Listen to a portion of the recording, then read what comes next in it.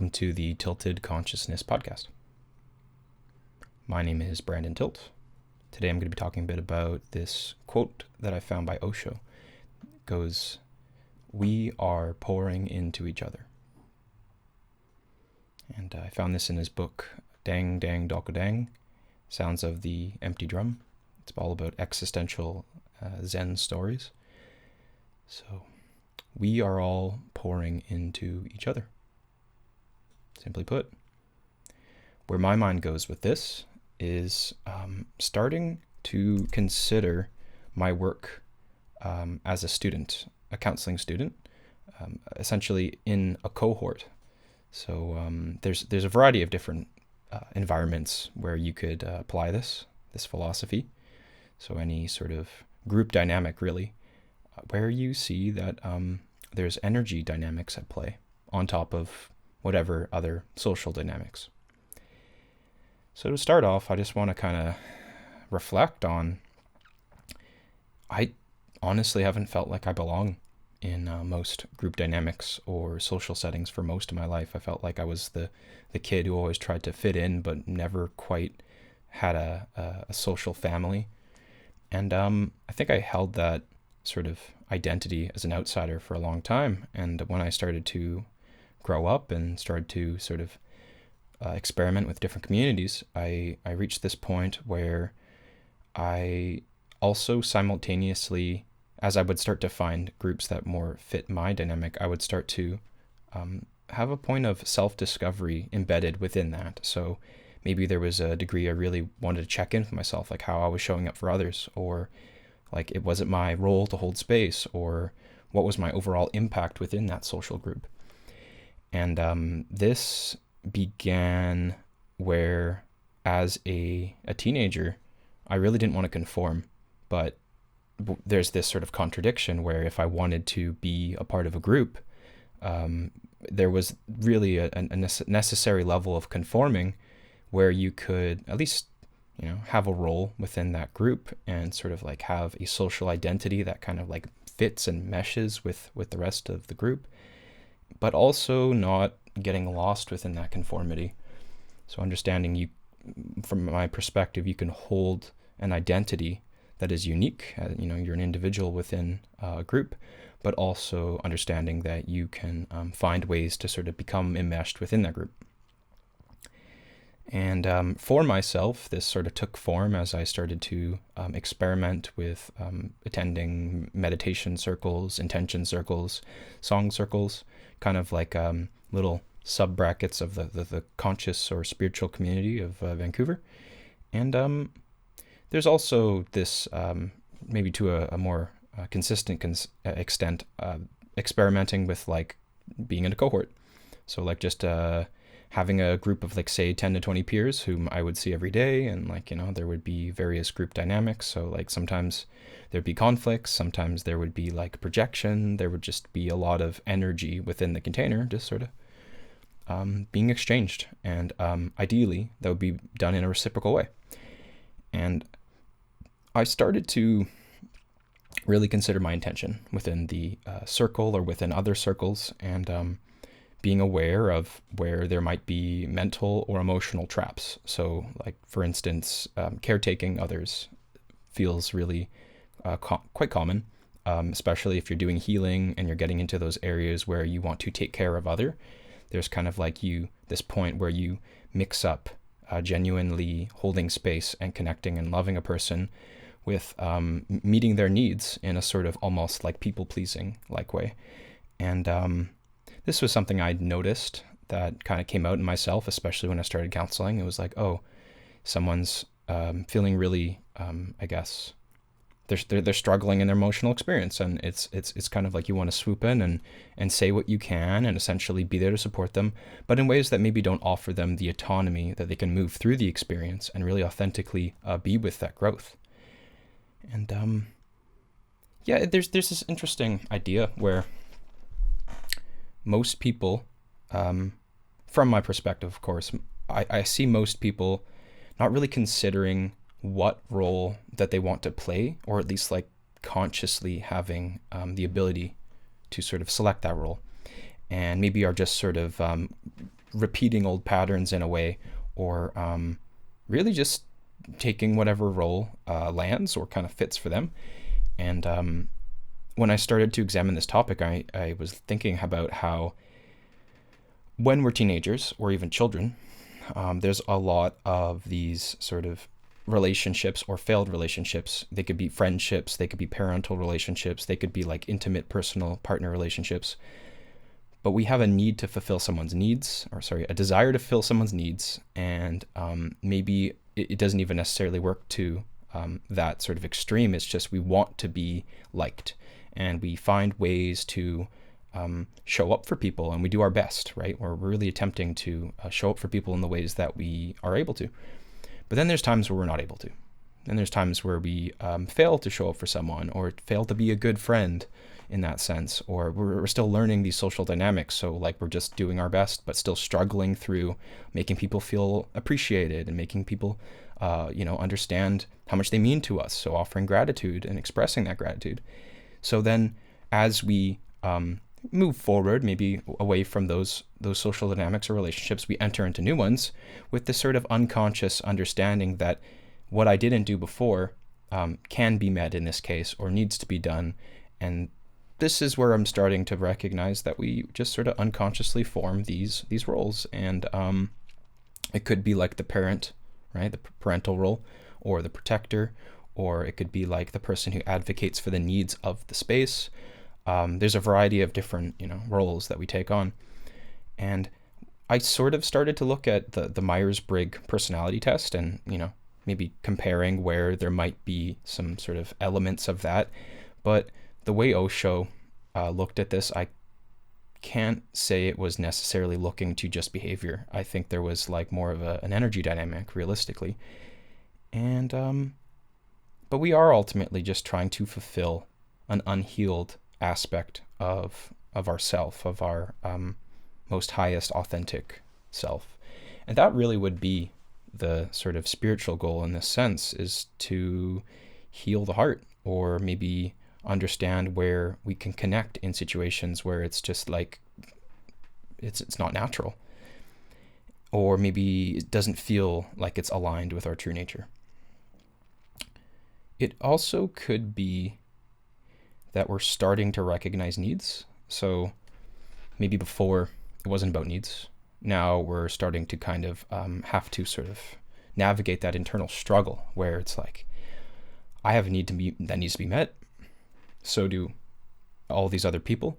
And sometimes that's where we get pulled in sort of that caretaking, where we're not really as aware, or we're still kind of trying to figure out how your needs fit into the equation in a way that's really considerate of other, but not sacrificing our needs to get that sort of need for caretaking met.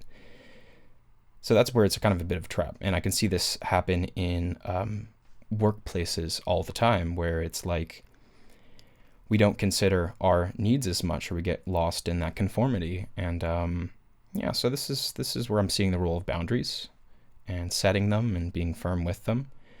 And I could see there being a very spiritual element to holding firm in your boundaries, really being secure in your sense of self. And I really do feel like there is a necessary sort of subtopic within this that I want to speak to, that's really about the sort of existing of higher and lower frequencies.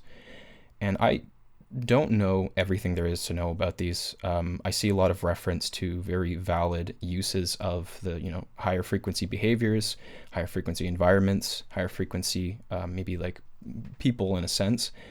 But I don't like how we sort of categorize, or sort of, on some level, differentiate that there is essentially an abundance of a higher frequency energy that we need to kind of like, for a lack of a better word, clasp onto, and that during the process of trying to meet the needs of the higher frequency behavior, we're sort of trying to stay away or be averse. We're being more aversive to the lower frequency states, or lower frequency people, or lower frequency behavior.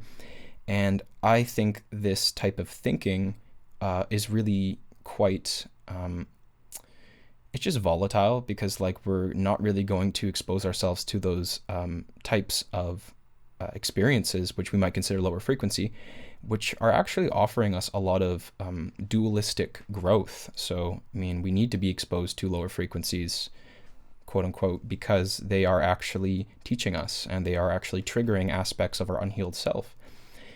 And there's also very realistically dynamics where those exist within you as well, and you're choosing to sort of put the blinders to those lower frequency energies within yourself. So the degree to which we sort of differentiate or externalize lower frequency energy is really, from what I see, counter to the experience that we are lower frequency energy at some point or another, and really need to understand how we can healthily integrate aspects of that lower frequency energy, which is, where we start to see shadow work really taking effect. It's about having sort of a dialogue with those different aspects of self, and really understanding that we are this sort of dualistic,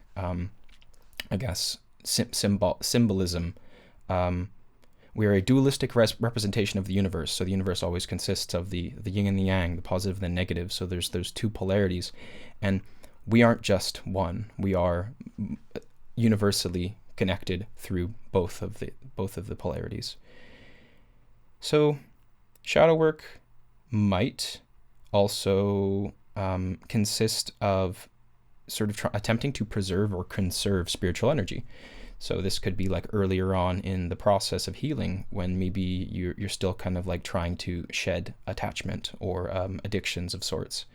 And you're going to see a lot of just sort of this mentality where you have to preserve your energy, and there's kind of like a closing of the heart space during that. And it definitely makes sense if you look to like, removing yourself from certain environments, right, where you would be more prone to be triggered to act upon those behaviors, and from the psychological point, it makes perfect sense. But there's definitely some degree to which that doesn't consider the spiritual element of exposing yourself to these experiences, and there's maybe a deeper lesson or wisdom within the process of sitting with that discomfort, and again, integrating and learning from those other types of experiences that you're sort of becoming averse to, or again, label lower frequency energies or behaviors, and on some level are bypassing your own internal representation of them. And now this is where it becomes this is a pretty opinionated topic, but I start to sort of see this through my own personal lens as someone who wants to get into group facilitation work. So my perspective comes from, observing my facilitator within the cohort space. In the counseling dynamic, it's very different. Within my experience is just taking part in group work and obviously not facilitating. But as I'm beginning to consider facilitation, I don't take this we are pouring into each other very lightly, because I do really recognize the role of the leader in essentially creating that initial energetic sort of imprint, and how they're essentially from the top down passing on their energetic vibration, or at least making it be present within the space as you're processing a lot of, could be emotional energy, could be trauma work, but on some level it's moving energy in a very spiritual way. So I see there's this need to be self-responsible in terms of how we are able to bring in a certain energetic impact into the space, especially as someone who's leading or co-facilitating. And where we can see that just becomes a sort of rule of thumb in or outside of a container. It's that we are attempting to co-facilitate a spiritual experience, and we need to just try and be mindful of the energy that we're bringing into each space. And this could look like introducing more check-ins. This could look like maybe just having an awareness around when your self-care is a little low, and it's like knowing how that might impact others in a social environment, or if you're doing group work or deep emotional work, whatever. Just having those moments of check-in will certainly help just have a bit more of a awareness in terms of what energy you're bringing into a space. And being self-responsible, easier said than done, right? Like, I don't think it necessarily is about us not feeling our feelings or having messy experiences, or like we don't have to be perfect. Like, I really don't like the perception where, you know, all love and light is kind of like this idea that we have to show up and be perfect and act a certain way and only be about like a very deep heart-centered space, when we're in our authentic experience, we're going through a lot. Like, we're processing trauma, we're maybe just having a really bad day. And you know, so there's this balance where I don't think we need to demonize the process of authentically showing up, but there is a degree to which we can mediate how much of that may be challenging, almost, I don't really know what to call it, but that sort of volatile or sort of fluid energy state, how much of that we would essentially be passing on to others. And so this is where I also just want to think about, there's some interesting philosophies at play that kind of also contribute to not recognizing how essentially our energetic state is being impacted from like a social level. So I heard of this thing called the messianic complex, which is kind of like, you know, looking to Messiah. So like there's a persona or a sort of role that a person takes on, where they sort of unconsciously feel that it is their need to save others for the purpose of contributing to some sort of higher cause. My example of my sort of experience with this is when I started to really start to appreciate psychedelic therapy and have an understanding that I want to get into that field. But it felt almost like I could contribute to, like, you know, the raising of consciousness and overall, if I were to like educate people about psychedelics, or maybe provide people with psychedelics in kind of like a very gift oriented way, just kind of gifting things. So it did, you know, I started to recognize where I needed to be aware of like how holding that kind of overarching belief about, you know, for my example, psychedelics, but just for the fact that I was serving a higher purpose, might also change the way that I might show up in certain ways, especially like group facilitation, because there's a degree to which I'm treating others as people who need to be saved, and sort of like taking away their own power to grow and to ultimately save themselves. And I'm not saying that you shouldn't like live with purpose and like have purpose within your actions and live and find a deeper sense of purpose, but just having more awareness around like if it is this sort of type of saving people, then or you feel the need to really come in and emotionally caretake, well, where's that coming from? Like, how can you find a way to still serve that person in a way that doesn't feel like you're justifying it in a way that's maybe serving a higher purpose, to which is challenging to say exactly what that can mean. And it's just that. It's just you can justify a lot of sort of gray areas when you just sort of be like, I know that I'm sort of serving this higher purpose. And if you can kind of check in with what that implies in each of those moments, and, you know, you have a more deeply rooted intention in the moment, I feel like you could serve those people in a much more meaningful way, and offer up what's more authentically alive within them, versus you're sort of like referencing back to the sort of serving of saving them of sorts. And I mean, like, I think at one point or another, especially when we go on the healing path, we are naturally victim to this. So we're like of some sort. We're like, we want to just pass on how good it feels to have like an open heart, and how amazing it is to actually be of service, when maybe most of our lives we weren't of service. And taking a step back and just sort of maybe reflecting on how you want to be of service, and where there is just maybe some distance from this type of thinking that kind of is just deferring to, I'm helping them so that they may be kind of like basking in the light of, like, I can't exactly say how that would be, how that would go for one individual. I'm sure it would change. So justifying there is this sort of also like justification process, which I think is also the main issue that I would see those who would hold this kind of complex would essentially kind of go through. So they'd find that there are ways to which they could justify pretty much whatever they need to justify, to as long as it's serving this higher purpose. And just want to sort of bring awareness to where that type of thinking has in the past and continually will create ethical conflicts, because we aren't really checking in with ourself in the current moment, or checking in with a person's needs in the present moment. We're just sort of like assuming that there's something that they need that we can fulfill before we really understand who they are and what they need. So I've kind of gone through a lot here. I think this is just naturally the challenge of unpacking dense philosophy, like Osho's, like Zen philosophy. But really, I see this quote as a word to the wise. So Osho had many interesting experiences, and I'm trying not to like focus too much on Osho and his sort of his antics as a human being, but like I really do appreciate when he brings this quote in that really just is a reminder that we are all pouring into each other energetically. We are social beings that coexist, and we have so much to offer one another. We have so much that we can do, and in so many different ways we can heal each other and offer space and offer support.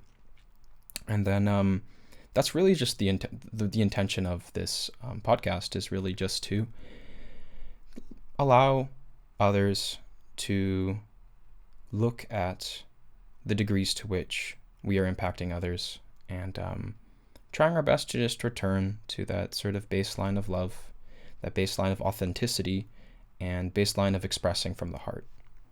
And I hope I did a okay job with this. This was a topic that I found was challenging for me to get into, but I decided I wanted to, and I decided it was important for me. So we are pouring into each other. Remember that as you show up, and be well.